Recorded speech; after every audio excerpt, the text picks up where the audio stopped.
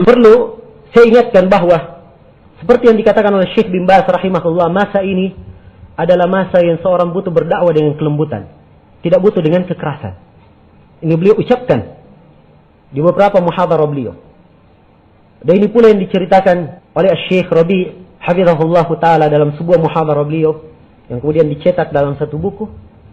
Bagaimana kisah beliau melakukan perjalanan ke Sudan, hikmah dakwah, dan beliau menyerukan kepada umat untuk punya hikmah.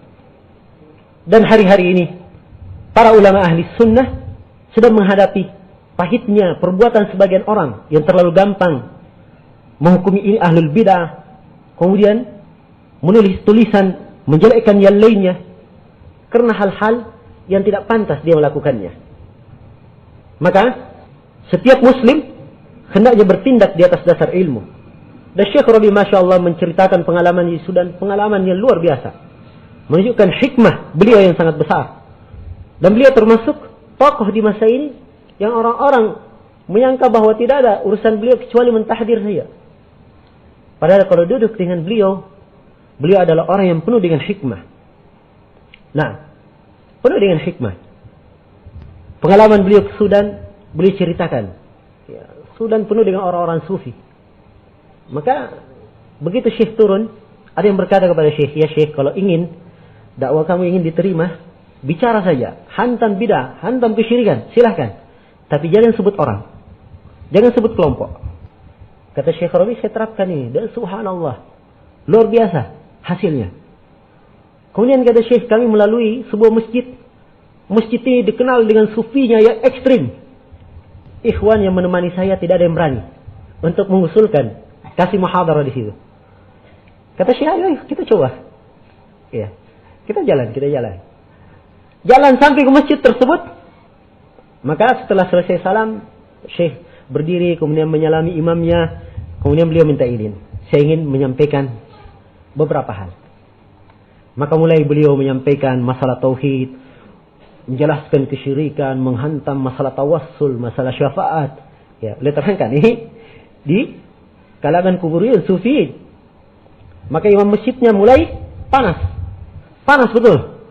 Saking panasnya nggak bisa dia tahan dirinya, langsung bicara. Bukankah begini? Bantah Syekh Rabi, membantah. Maka Syekh berkata, sebentar, barakallahu fiik. Sebentar, biarkan dulu saya selesai bicara, nanti antum bicara. Ya. Beliau lanjut lagi bicara.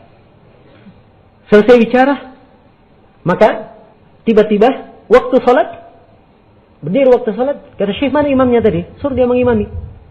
Tapi imamnya sudah keluar. Ya, sudah keluar imamnya. Kemana imamnya? Ternyata imamnya diusir oleh jamaahnya sendiri. Ya. Akhirnya tahu penduduk masjid itu. Oh, rupanya begini dakwah yang benar.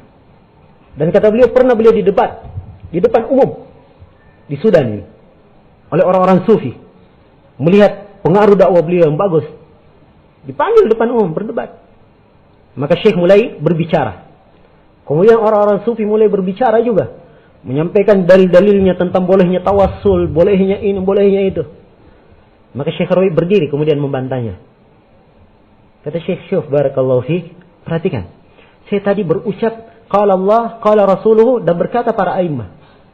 Dan kamu tidak menyampaikan seperti itu.